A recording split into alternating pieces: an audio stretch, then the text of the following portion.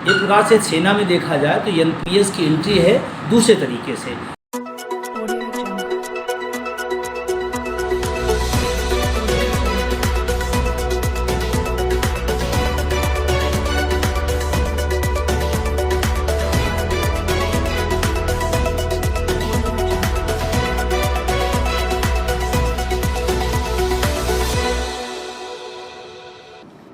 नमस्कार मित्रों,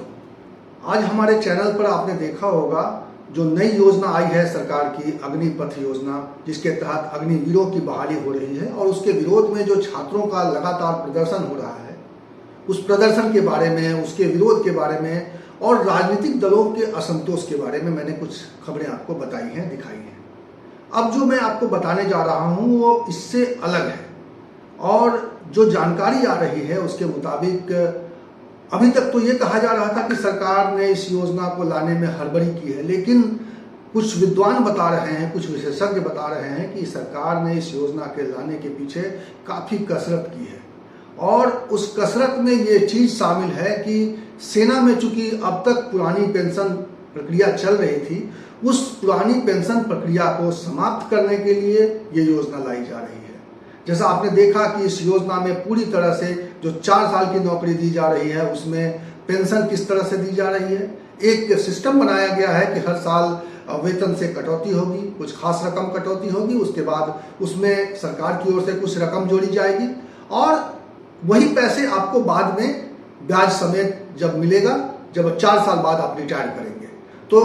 ये नई पेंशन सिस्टम में इसी तरह की एक व्यवस्था है और कहा यह जा रहा है कि ये जो नई पेंशन स्कीम को सेना में लागू करने का ये पूर्वाभ्यास के तौर पर इसे देखा जा रहा है, विद्वान इसे देख रहे हैं और खास तौर पर वो लोग इसमें एक आशंका भरी नजरों से इस पूरे अभियान को देख रहे हैं, इस पूरे कार्यक्रम को देख रहे हैं जो पुरानी पेंशन बहाली की लड़ाई लड़ रहे हैं। एक संगठन है जिस संगठन के बारे में हमारे चैनल पर बहुत सारी बातें मैं आपको बताता रहता हूँ, national movement for OPS, old pension scheme,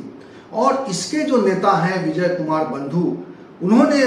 कुछ बातें बताई हैं, उसको गौर से सुनने की जरूरत है और समझने की जरूरत है। कहा तो ये भी जा रहा है कि ये सेना में ये प्रयोग है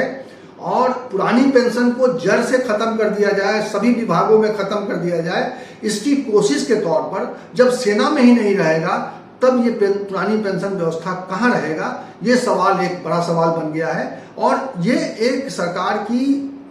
प्राइवेटाइजेशन की ओर बढ़ने की एक बड़ी कोशिश के तौर पे इसको देखा जा रहा है। और विजय कुमार बंधु ने क्या कहा है वो सुनिए और मैं ये कहूँगा कि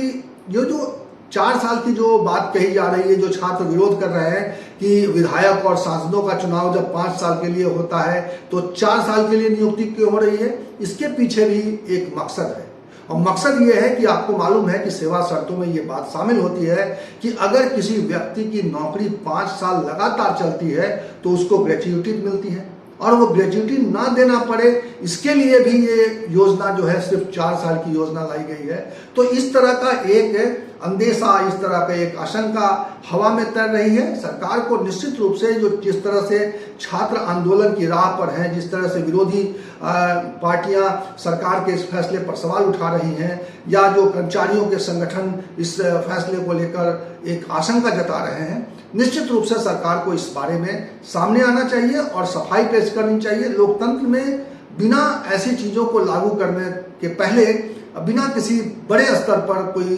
जनसंवाद की जरूरत होती है, या कहते हैं कि लोकतंत्र में सत्ता का जितना महत्व है विपक्ष का भी उतना ही महत्व है, लेकिन आप देख रहे हैं कि पिछले कुछ समय से विपक्ष का कोई मतलब ही नहीं है। सरकार विपक्ष से किसी भी बड़े से बड़े मुद्दे पर सलाह मशविरा नहीं करती है और इसीलिए बहुत सारे फैसले पर सवाल उठते हैं, इसीलिए बहुत सारे कानून बन जाते हैं और सरकार को कानून वापस लेना पड़ता है।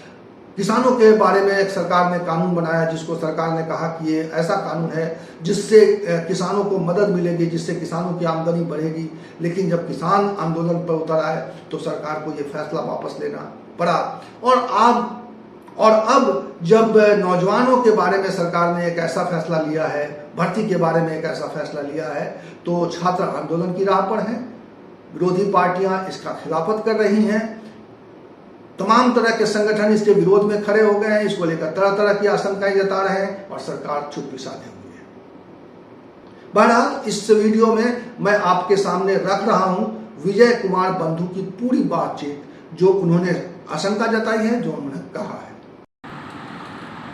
भारत सरकार ने भी सेना में जो भर्ती की प्रक्रिया अग्निवीर जो दिया है और प्रक्रिया नहीं ला रहे हैं, उसमें वो पूरी तरह से युवाओं के विरोध में है, इस देश की सुरक्षा के विरोध में है, सेना के शौर्य के विरोध में है। और इसका पुरजोर विरोध मैं करता हूँ और लोगों को भी समझना पड़ेगा। एक प्रकार से सेना में देखा जाए तो एनपीएस की एंट्री है दूसरे तरीके से। एनपीएस व्यवस्था को वहाँ पर लाया जा रहा है।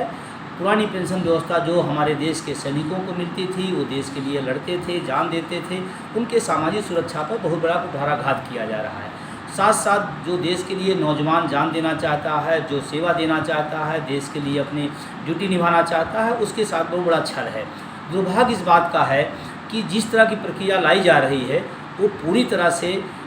हमें तो इस बात की आशंका भी है कि देश की सुरक्षा के साथ भी कहीं न कहीं ये दुखद पहलू होगा। शायद अभी उस पहलू को देख नहीं पा रहे हैं और इसमें कई ऐसी चीज़ें हैं जो किसी भी तरह से स्वीकार नहीं होनी चाहिए।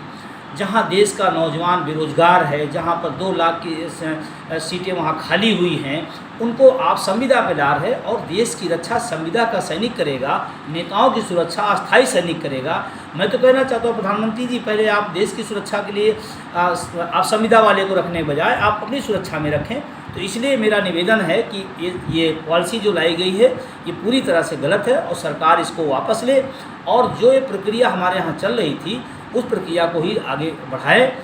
और ये निजीकरण का एक व्यापक रूप है जो सेना में लाया जा रहा है, इस बात को समझना पड़ेगा। जैसे एनपीएस एक निजीकरण के रूप में आया, बड़ा प्रोपोगंडा किया गया था, करोड़ों रुपए मिलेंगे, आज 1200-1500 रुपये मिल रहे हैं, अभी भी तमाम तरह के ऐसे किया जा रहा है। तो ये सिर्फ शब्दों का मायाजाल है, शब्द प्यारे प्यारे लाए जा रहे हैं और सिर्फ शोषणकारी व्यवस्था है, ठेकादारी व्यवस्था है और ठेके पर देश की सुरक्षा देना ये बहुत ही दुर्भाग्यपूर्ण है। इसलिए इसका पुरजोर विरोध करता हूँ और देश के तमाम सारे बुद्धिजीवियों से, नौजवानों से कहता हूँ इसका प्रतिवाद करें और इसको भारत सरकार वापस ले। इस वीडियो में इतना ही। इसी तरह की चर्चा के साथ, इसी तरह के विमर्श के साथ मैं आपको मिलूंगा अगले वीडियो में। तब तक के लिए नमस्कार। लेकिन जाते जाते मैं आपसे अनुरोध करना चाहता हूं कि अगर आप मुझे सहयोग करना चाहते हैं, आर्थिक रूप से सहयोग करना चाहते हैं, तो नीचे थैंक्स बटन को दबाइए और ऑप्शन चुनिए। जितनी आप मदद करना चाहते हैं उतनी मदद करिए, उससे हमारा मनोबल बढ़ेगा, उससे हमारी ताकत बढ़ेगी, सच को कहने का हमारा हौसला बुलंद होगा। बहुत बहुत शुक्रिया, नमस्कार।